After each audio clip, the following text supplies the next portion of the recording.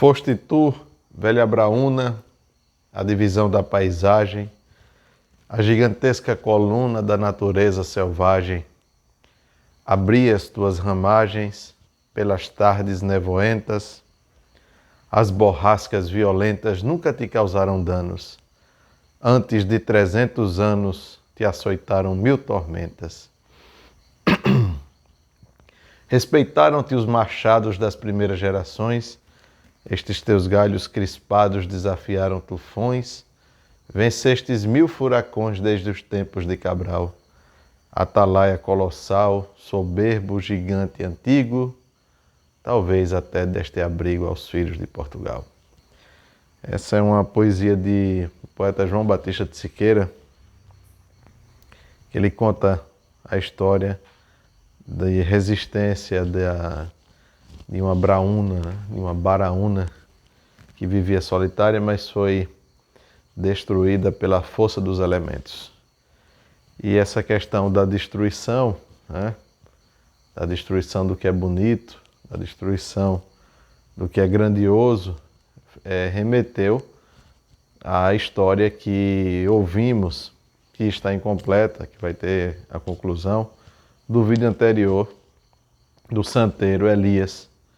Uma história muito curiosa, muito pitoresca, que ele contou daquela personagem que os que viram e ouviram já conhecem. A história vai ter a conclusão, mas ele falou lá. E na conversa tem um momento que tem tudo a ver com a história da personagem, né? Que ele fala da vinda do Concílio Vaticano II e da destruição, porque passou a igreja, né? Da destruição da sua característica, do seu ornamento, né? Daquilo que fazia a igreja se caracterizar por uma beleza, né? Uma beleza além mundo. O esquecimento da obra de arte, o esquecimento do barroco, o esquecimento da grandeza arquitetônica da igreja, né? Não só o esquecimento, mas a destruição. E eu vou falar hoje de destruição. E no caso específico, eu vou falar de destruição dessa perda dessa nossa característica. E dessa vez não é uma história simples, mas eu vou concatenar nessa história 3 livros. Um livro escrito por um amigo meu, inclusive chegou a dividir apartamento comigo, morou comigo há algum tempo. A mãe dele era muito amiga da minha mãe. Eduardo Menezes escreveu um livro chamado Paróquia de Santana, 100 anos, Catende, 1918-2018. Né? E aqui ele vai historiar a chegada da igreja no nosso município de Catende. Eu sou amigo dele de Catende de infância e aqui ele foi chamado e ele escreveu o livro da história da igreja. Outro livro que eu vou fazer uma conversa com Eduardo vai ser o livro do Gustavo Corsão. Ele foi publicado pela editora Permanência, A Igreja Católica e a Outra, artigos sobre a crise da igreja. E por fim, um livro também escrito por um catendense, um livro muito bom por sinal, um livro muito agradável de ser lido, pela Tarcísio Pereira, editor, o livro escrito por Murilo Crespo, que acredito que há 2 anos atrás chegou até a ganhar um prêmio na Academia Pernambucana de Letras como o melhor livro de crônicas, algo assim. Mas bem, veja, por que eu quero falar sobre isso? Porque eu quero falar da destruição do altar da igreja de Catende. Então, Catende, a igreja de Catende, conforme vocês viram aqui, foi instalada em 1918, obviamente antes do Concílio Vaticano II, que veio ali na década de 60, né, 1962, por ali. Acontece o seguinte, que chegaram os padres em Catende, do Sagrado Coração de Jesus, e a província do Sagrado Coração de Jesus, no Nordeste, foi dada aos holandeses. E em Catende chegou 2 holandeses, o padre André Koopman e o padre João. Inclusive, o Padre João foi quem me batizou. E lá, o Padre André ele procedeu à reforma da igreja de Catende, que era uma igreja, então, que tinha todas as características antigas, entre as quais um altar belíssimo que tinha lá, né? Então, por iniciativa do Padre André, com o intuito de conceder a Catende uma igreja moderna, ou seja, uma igreja que atendesse, claro, quando ele está falando moderna aqui, ele quer dizer que ela atende ao espírito de modernidade trazido pelo Concílio Vaticano II. Ele então teve que adaptar a arquitetura, porque a arquitetura fala, né? A arquitetura fala. Então ele teve que destruir a fala arquitetônica antiga, ou seja, anterior ao concílio, para uma fala arquitetônica moderna. E aí foi destruído o altar da igreja de Catende. Eu vou mostrar para vocês aqui o altar. Foi destruído a marretadas, o altar foi derribado. Lembra lá da história do Elias, né? Que Elias conta que a personagem dele, né, que é Chico, sofreu muito por conta da destruição dos elementos sagrados. E, obviamente, a decadência cultural, religiosa que sucedeu tudo isso, né? Então, Catende não passou ileso e teve a destruição da sua igreja, numa adaptação de uma igreja moderna, que, claro, não chama atenção pela beleza, não chama atenção, chama atenção por ainda ser um templo sagrado, porque tem o Santíssimo, mas arquitetonicamente não marca absolutamente ninguém, porque ela deixou todas as suas características e ficou um espaço vazio. Ainda assim, houve pessoas que até partiram na defesa do padre, como por exemplo o juiz de Catende da época, José Maria Florentino de Lima, e ele diz: não realizaram obra de iconoclastas, destruindo imagens e lembranças dos mais antigos. Eles amam o Brasil, o Nordeste, em particular a cidade de Catende. O Cristo está no coração da matriz, ladeado por Maria e José. A padroeira Santana permanece no templo e na devoção do povo, né? Ou seja, saindo aqui da sua posição de juiz e se colocando até na posição de advogado dos padres, porque certamente, até pelo que minha mãe dizia também, houve uma perplexidade por parte das pessoas, principalmente dos mais simples, que via no templo uma beleza que era um atrativo para a sua alma. Então você vê, não sei se consegue ver, isso aí foi como ficou o altar da igreja de Catende, que hoje passa por outra reforma. Eu não sei como é que está, mas hoje passa por outra reforma. Então foi isso. Então em 1968, 69, o padre procede a essa reforma. Houve também destruição da obra pictórica de Baltazar da Câmara, que ninguém sabe como é mais, não tem registro sobre isso. Depois houve uma contratação da obra de Jeter Peixoto, mas o que importa dizer é isso. Então houve a destruição do altar da igreja de Catende, certo? Vamos agora para Gustavo Corsão. Gustavo Corsão, né, no dia 15 de fevereiro de 1969, no estado de São Paulo, ele escreveu uma crônica chamada Padre Antônio. Essa crônica aqui, ele vai dizer do estado de espírito do padre assistindo às mudanças pelas quais a igreja passou na década de 60. Então ele diz o seguinte: o povo não gostou quando o vigário tirou os santos que há mais de 100 anos povoavam a velha igrejinha. E o que foi que aconteceu quando a igreja foi deixando de ter essas características de igreja católica? Diminuiu a assistência à missa, diminuíram as confissões. A conversa com o vigário na hora do jantar reduz-se a monossílabos. De fato, essa destruição da igreja foi a destruição também do sacerdócio, né, da figura do padre. E ele diz lá: Padre Antônio torna a pensar nas coisas que se perderam. A água benta. ia na minha infância na missa em Catende, e já via, já notava que, né, que tinha algumas coisas que já não tinha tanto, digamos assim, tanto afinco como a gente vê hoje nas missas tridentinas. Por exemplo, a pia da água benta, né, na entrada da igreja. Não sei se estou cometendo alguma injustiça, mas eu não me lembro de ter visto isso de maneira tão ostensiva na minha infância. Mas vamos lá, água benta, a oração do terço à noite. Os santinhos que dava aos moleques na rua com magnanimidade e tudo mais que fazia companhia, que cercava a alma da gente nas igrejinhas da roça. Por que esta devastação? Né? Ele se pergunta. Aí lá na frente ele diz: faz o que o bispo mandou fazer e encerra-se num mutismo quase vegetal. Um dia Padre Antônio não encontrou sua velha batina e teve de pedir uma explicação a Dona Ana e ao vigário. Explicaram-lhe que estava imprestável. Ganharia nova batina? Não. Clergyman também é muito caro. Padre Antônio deveria comprar na loja do João Mansur umas calças de lonita e 2 camisas esporte. Quem nunca viu? Né?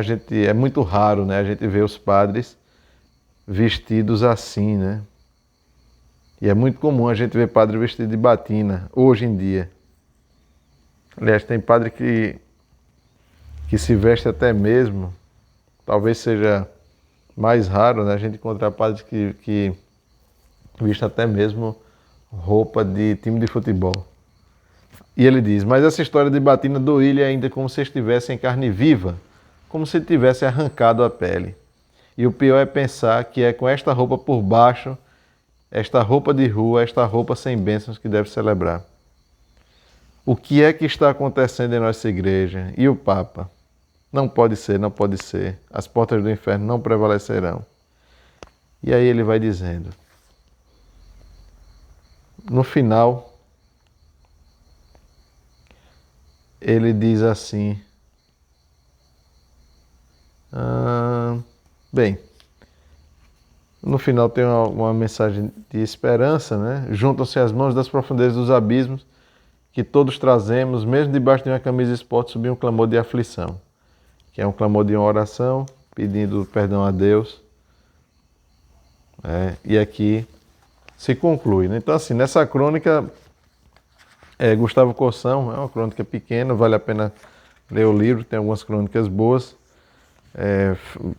Deve-se ser feita algumas ressalvas com Gustavo Corsão, né? Sobretudo pela questão do pensamento dele, de algum pensamento voltado a um pensamento de uma direita, mas que depois ele foi até fazendo uma crítica a isso. É uma direita mais próxima de uma direita gnóstica, mas ele foi fazendo uma crítica. E o livro é um livro muito interessante porque ele faz um apanhado, ele faz um retrato exatamente desta época, né? E ele, então, como uma testemunha qualificada dos acontecimentos que estavam ocorrendo ali na década de 60 na igreja. Então aqui eu pego aqui um exemplo concreto, né, da mudança, da modernização do altar. Aqui eu falo de um padre que ficou amargurado, nessa crônica do Gustavo Corsão, de um padre amargurado com tudo aquilo que ele estava assistindo. E aqui, Gustavo Corsão como um elemento católico. E aqui, a crônica de um leigo, de uma pessoa que viveu nessa igrejinha dessa cidade afastada. E vale a pena ler alguns trechos aqui também, só para vocês terem ciência do tamanho do tombo. Ele diz assim, falando sobre a matriz de Catende, essa matriz que o padre holandês destruiu o altar. Ele diz assim, parecia tão grande e imponente, torre cônica, um par de sinos, entrada principal dotada de belo anteparo envidraçado que resguardava dos olhares externos o interior da nave central e seus altares. Além da nave central, 2 naves laterais.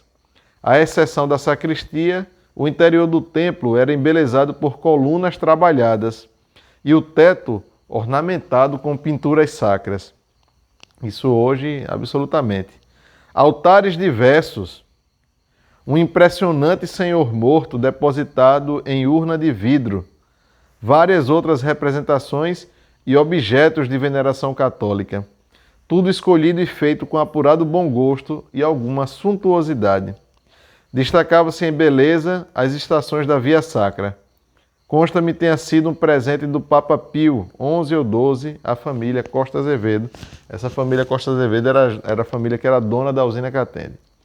Era notável o altar-mor, que reunia maior pompa. 2 anjos adultos, um com vestimenta azul, o outro com vestimenta rosa, guardavam o santuário, onde tinha realce a glória dourada de um sacrário, fechado à chave. Ao centro do altar, um belo ostensório.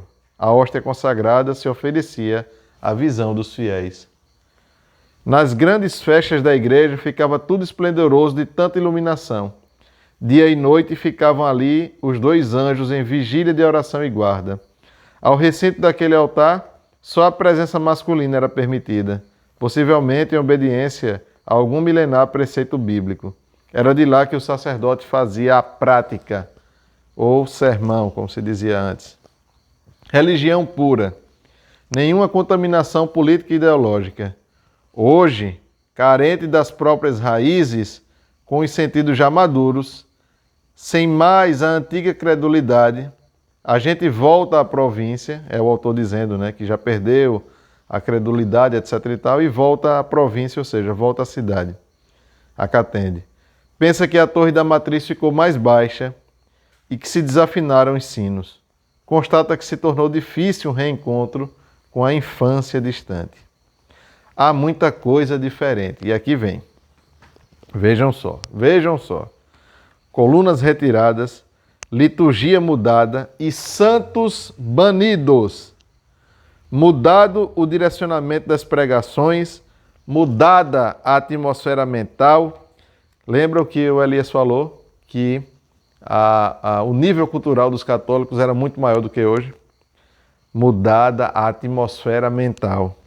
Irreconhecível a arquitetura interna do templo. Ou seja, estou falando aqui de uma pessoa que viveu o antes, a suntuosidade, e que visitou o depois. E que quando foi lá, viu que o templo estava irreconhecível. Externamente irreconhecíveis, muitos de nós, antigos fiéis. Isso aqui dessa crônica dele foi perfeita, né? Porque também as pessoas mudaram. As pessoas desnudaram os altares que tinham, né, nas suas almas. Como ele, muitos perderam a credulidade. Os anjos que antes no altar-mor faziam sentinela ao sacrário, estavam agora com a função de guarda de um altar secundário. Conheci aqueles 2, eles já rapazes, enquanto eu dizia minha idade mostrando alguns dedos de uma só mão. Nos dias de hoje eles se conservam os mesmos jovens, enquanto eu aparento ter o dobro ou o triplo da idade de cada um deles. Continuam bonitos, não tiveram caídos ou embranquecidos os cabelos, nem mesmo precisaram fazer novas túnicas, porque até hoje se mantém esbeltos, sem barrigas. Já eu, cadê? Ajuda a salvar essa situação a gente encontrar alguns dos mesmos fiéis que víamos no templo de menino. Surpreende. Não fica fácil esconder-se bem tanta persistência em termos de dedicação da alma a uma fé. E aqui ele vai falando. Ele diz: verdade é que se mantiveram fiéis e presentes aos serviços religiosos, firmes e confiantes, embora envelhecidos e vendo tudo mudado ao seu redor. Freiras sem hábito, padres sem batina, mulheres sem véus, missas sem um latim, comunhão sem confissão, ritos sem beleza, música sem Renato Buarque. Renato Buarque foi quem fez o hino de Santana em Catende. Ou seja, era um homem que foi promotor, foi prefeito da cidade, um homem culto. Né? Certo é que encontrei ainda uma Dona Maria José das Neves, atenta às orações e aos cânticos atuais. Era ela, sim, aquele mesmo anjo dedicado, responsável pela boa merenda que tínhamos no grupo da usina. Já se vão tantos anos. Lá estava ela numa igreja modernizada, perseverando humilde e anônimo em meio a todos. Ou seja, só a humildade mesmo dos mais simples para manter ainda essa chama. Talvez por ter mesmo algo de anjo, anjo de boa linhagem, que não se permite ceder às tentações da descrença e do desânimo, quaisquer que sejam os rumos, caminhos ou descaminhos a que os homens levam a igreja. Talvez porque sua fé seja ainda daquela fé antiga, com certeza, nascida de boa semente e lançada em solo fértil. Seja lá porque tenha sido, o certo é que ela ainda estava lá, firme, muito firme. Mas eu, cadê? E aqui eu encerro essa crônica, né, escrita pelo escritor lá de Catende, Murilo Crespo, esse livro dele maravilhoso. E para matar a curiosidade de vocês, esse era o altar.